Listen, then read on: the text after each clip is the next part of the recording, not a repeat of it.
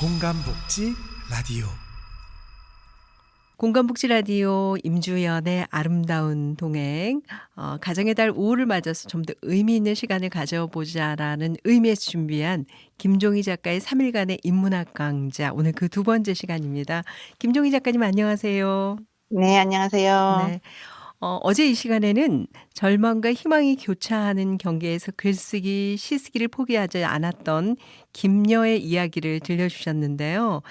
많은 여운이 남았던 그런 시간이었습니다. 그래서 김여의 시를 찾아보고 읽어보기도 했습니다.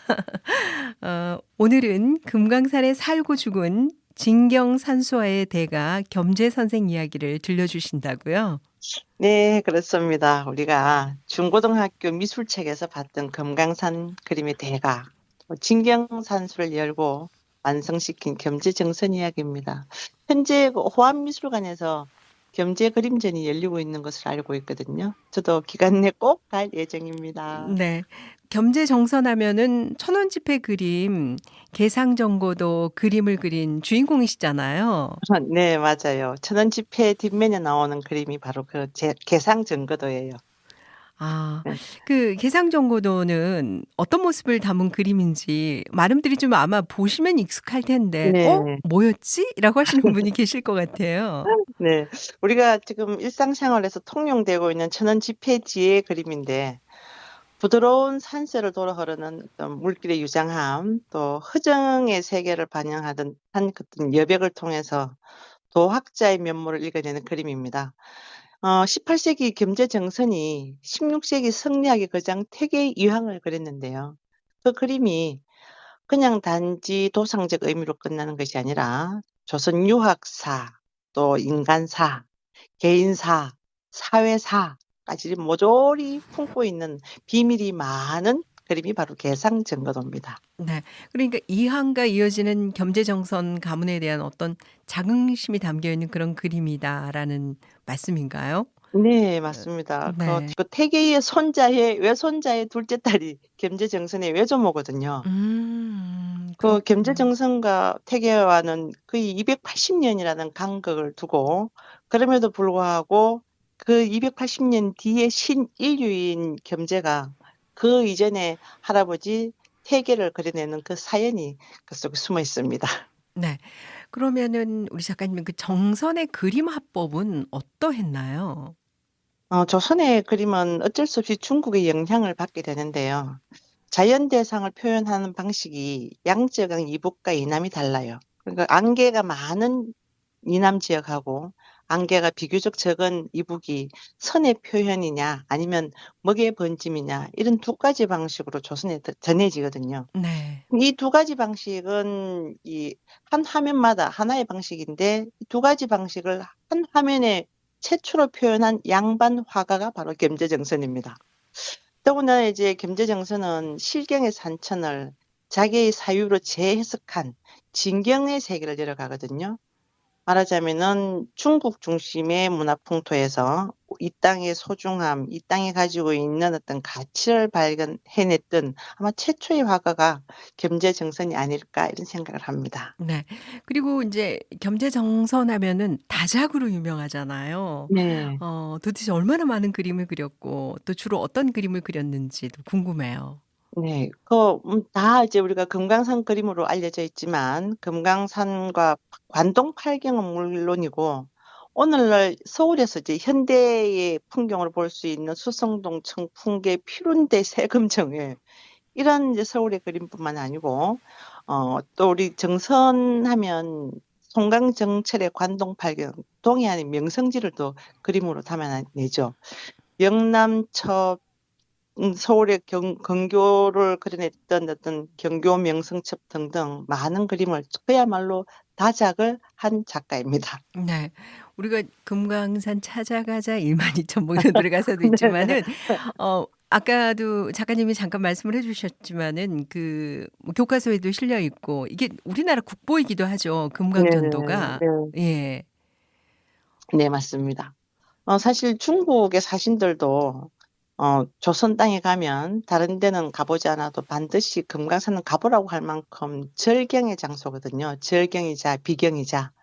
그런 금강산의 12,000봉을 오늘날 드론을 띄우듯이 위에서 보아온 새의 눈으로 음. 전체를 그려냈던 아마 유일무이한 작가이기도 하고요. 그 이후에 정선의 영향을 받아서 또 많은 분들이 금강산을 그리지만 금강산이 가지고 있는 그 정신성 혹은 또 그 사유 체계를 겸재만의 시선으로 또 세계관으로 잘 표현해냈습니다. 그러면 이 정선은 어떤 분이셨나요? 사실 태어난 지 14살에 아버지 돌아가시거든요. 숙종 때에. 그 아버지가 있는 것하고 아버지가 없는 것하고 오늘날이나 옛날이나 아주 살아가기 힘들지 않습니까? 오죽하면 "아버지 뭐 하시노?" 이런 질문하지 말라고 하잖아요. 그래서 그런 14세에 아버지 돌아가시니까 어쩔 수 없이 기울어지는 가시에 소년 가장을 책임져야 되고 가난에 직면했을 때 단지 외가의 도움을 받아서 살아가는 것이 아니라 그럼에도 불구하고 내 가슴이 뛰는 방향이 무엇인가를 찾았던 사람. 내 가슴이 뛰는 방향이라는 자기의식이 있을 때 인근 동네에 김병년이라는 5살 위의 친구를 만나게 되고 그 벗이 김창업이라는 스승에게 이 정선을 소개시키게 됩니다.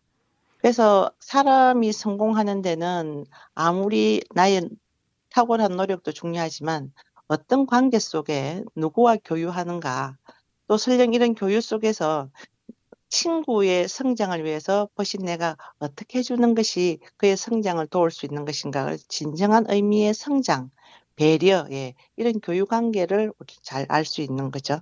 정서는 그런 관계 속에서 성장을 합니다. 네.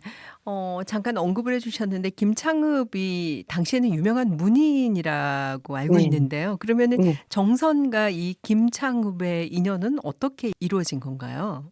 사회적으로는 노론, 서인, 율곡을 통해서 송시열로 이어지는 항맥을 가지고 있고요.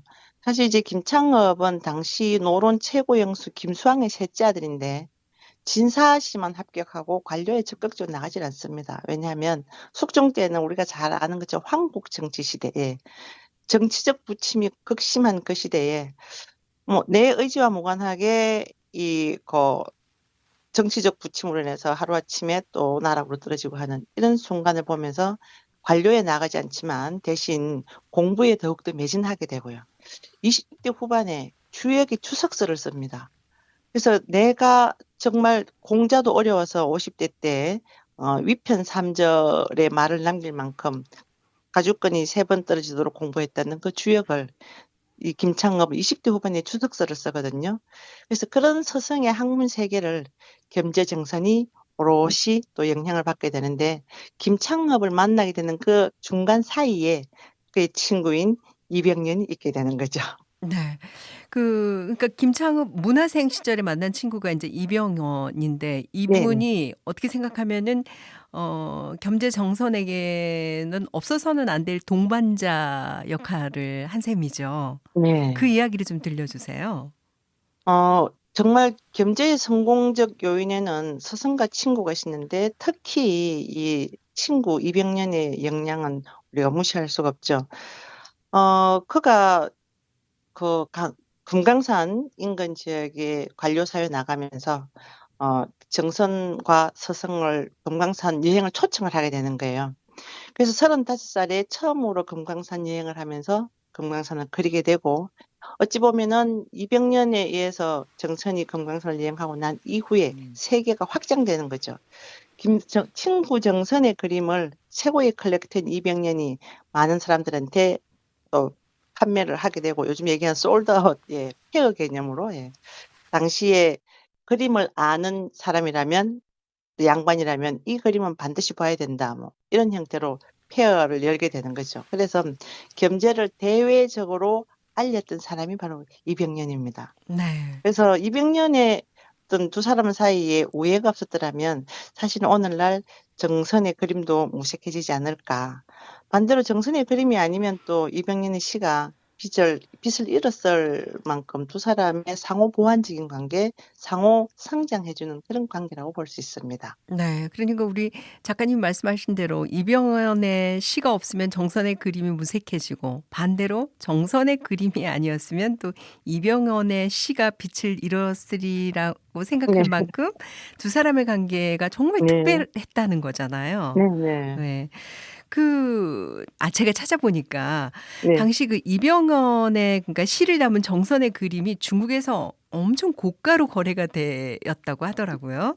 네. 네. 이것이 이제 어느 한 부분의 문집에 나오는 기록인데요. 친척 한 사람이 이병련의 집을 방문했다가 이병련의 친척이겠죠. 서재에 가득히 쌓아 있는 중국 서적을 본 거예요. 그래서 물어본 거죠. "이 서적을 어떻게 수집할 수 있었어요?" 그랬더니 이병련이 이렇게 얘기합니다. "내 친구 정선의 그림이 중국에서 인기가 많이 있어서 고가로 팔린다 이가." 이때는 서울말로 했겠죠. 네. 음. 어려서부터 내가 정선과 친구 사이로 있었기 때문에 많은 그림을 얻게 되고 마침 사행으로 중국 가는 사람한테 정선의 그림을 팔아서 책 사 오라 했다고 이렇게 얘기합니다. 그래서 본인 스스로 최고의 컬렉터이자 또 정선의 그림을 아낌없이 또 서슴지 않게 누군가에게 알려주는 데 지대한 역할을 했다고 볼 수 있는 거죠. 네. 그 어린 시절에 김창흡의 문화생으로 만나서 인제 금강산을 유람을 했고 또 조금만 떨어져 있어도 편지를 주고받았던 사이였는데 그러면 그들의 우정은 생을 다할 때까지 이어졌는지요? 네네. 그렇습니다. 우리가 인왕제색도 그림을 알려져 있지 않습니까? 그 인왕제색도를 친구인 이병련이 죽기 전 정선이 마지막으로 그려줬던 그림이라고 많이 알려져 있는데요. 인왕산을 사실 그린 예예. 네. 네. 인왕제색도 네. 맞습니다. 사실 이병련과 이 정선은 가까이 있을 때는 자주 보고 있지만 서로 관료 사회에 나가서는 자주 볼 수 없기 때문에 어느 날 이렇게 제안을 하게 되죠. "친구야, 전에는 우리가 자주 만났지만 우리 서로 공직에 들어가고서는 자주 만날 수 없으니 그대가 좋은 풍경을 보고 그림을 그려주면 내가 그 풍경에 맞는 시를 붙이고 내가 또 좋은 시를 써서 그대에게 보내면 내 시에 맞는 그림을 그대가 그려주면 좋겠소." 그래서 아마 우리 역사 속에서 시와 그림이 동시에 들어가는 시와 상간이라고 하는데요. 그 장르가 처음 탄생됐다고 저는 생각을 합니다. 네. 지금 말로 말하면은 이병헌과 겸재정선은 천생연분이었네요. 네. 뭐 천생연분. 요즘은 콜라보 네. 재즈를 많이 하는데 콜라보레이션이라고 보시면은 네. 정확할 것 같아요. 네. 네. 그러면은 이 정선이 태계 이황과도 만났잖아요. 인연이 이어졌는데 그러면은 이 태계 이황과 정선의 만남은 언제 이루어졌나요? 정선이 사실 14 살에 아버지 돌아가시고 정말 김창업의 문화생에서 공부를 하고 이후에 영조의 총애를 받아서 청하현감, 하양현감으로 가거든요. 근데 사회적 성공을 하고 보니까 '나의 뿌리가 어디에서 왔는가.' 문득 개인적인 맥락이 많이 궁금해진 거죠. 우리 인간사가 그렇잖아요. 성공을 거두고 난 이후에 '내가 어디서 왔는가.' 문득 나의 뿌리가 궁금해질 때 아마 겸재정선도 그런 경우였나 봐요. 마침 외갓집에 퇴계 선생이 주희의 주자대전을 보고 거기에서 편지글만 따로 모아서 주자서 전료라는 책을 엮었는데 거기에 태계와 정치적 대척점으로 있는 우암 송시열의 친필이 기록되어 있다는 걸 알게 된 거죠. 음. 그렇게 해서 더듬어서 마치 연어가 회귀하는 그 연어처럼 더듬어 가 보니까 자기의 혈연 관계가 외가 쪽 혈연 관계가 태계의 손자의 외손자의 둘째 딸이 나의 외할머니라는 걸 알게 된 거죠.